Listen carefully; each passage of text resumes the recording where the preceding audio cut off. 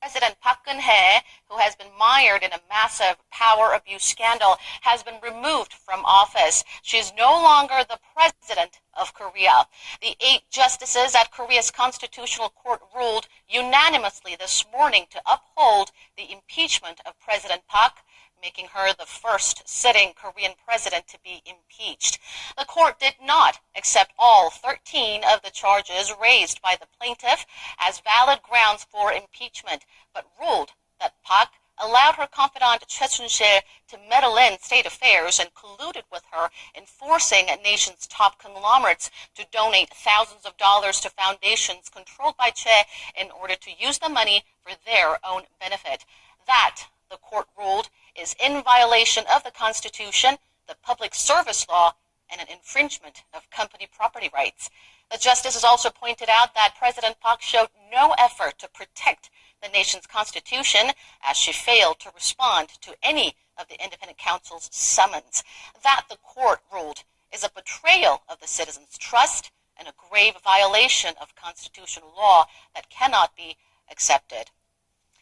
Now let's hear more on how the court proceedings went this morning from our Hwang Ho-jun, who was there for us. Ho-jun. Dan, as you said, the Constitutional Court upheld the impeachment motion of President Park Geun-hye in a unanimous decision by the court's 8 justices just less than a couple of hours ago. Now, Korea will be required to hold a presidential election within the next 60 days. The ruling, which was announced by the court's interim Chief Justice Lee Jung-mi at 11 a.m., was televised live, drawing the attentions of Koreans and people around the world. Chief Justice Lee began by rebutting the accusations that the trial wasn't fair, citing precedent and saying that legally there was nothing wrong with the way the impeachment motion had been passed by Parliament. Then she went on to lay out each of the charges against Park Geun-hye.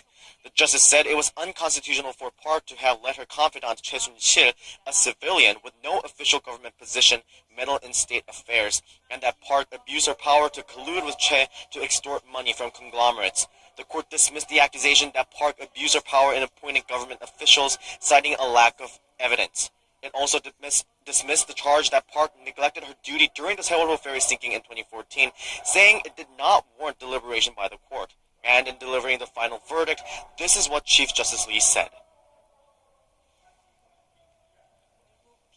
The negative effects of the president's actions and their repercussions are grave, and the benefits to defending the Constitution by removing her from office are overwhelmingly large.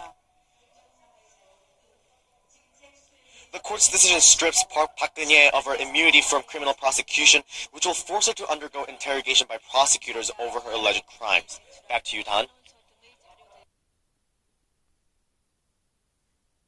주문. 피청구인. The moment a president was ousted. The head of South Korea's highest court says President Park committed a grave breach of the law. It was against the Constitution and the trust of the people. Outside the court, pro-Park protesters clashed with police.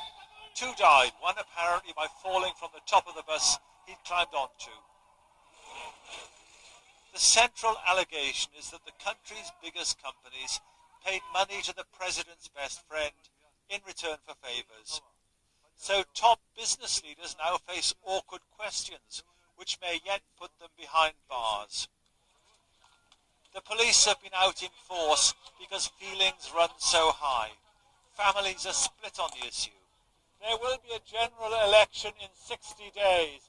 One of the consequences of that may be a move to the left. If the government here moved to the left, there would be a different attitude towards North Korea, probably more cooperative. Every Saturday night for 3 months now, there have been huge demonstrations against President Park. But what pushed her from office was a constitutional court finding her guilty of crime in a country which has only been a democracy for 30 years. Stephen Evans, BBC News, South Korea. Expected to come out onto the streets today, both pro-Park and anti-Park. You can probably hear some music and chanting in the background. Now, that is a pro-Park contingent who started protesting about an hour ago. They've been kept about 200 meters away from the cutoff, but at this point it's quite jovial where they are. They're just calling for President Park's impeachment to be overturned. Within the next hour, we expect the anti-Park contingency to come out onto the streets as well. Police taking this very seriously. Amra. And if you will, Paula, I want to go through some of the scenarios with you. If the court upholds this impeachment of Park Geun-hye, then she will be immediately removed from office. But the stakes are really high here, right? Because right after that, there will be elections within a couple of months. But if there's a new president, I mean, that could significantly change the direction of South Korea. Absolutely. I mean, at this point, the front runner, if you like, within the polls of Hay in the last presidential election, he's on the left of the political spectrum.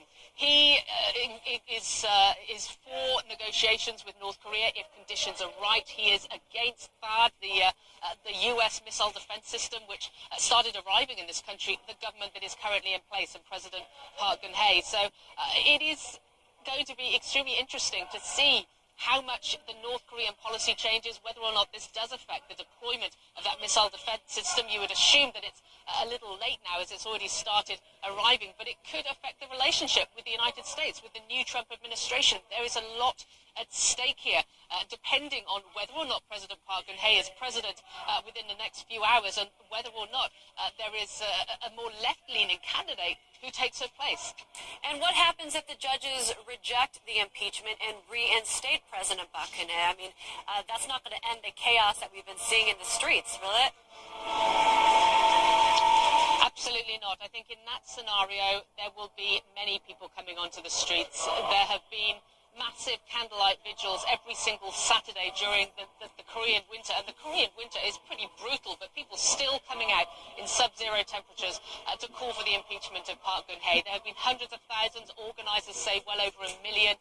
And it has been remarkably peaceful up until this moment. There have been so many people on the streets, emotions running very high, but there hasn't been any incidents of violence, not even pushing and shoving. It's been quite remarkable to watch and to report on.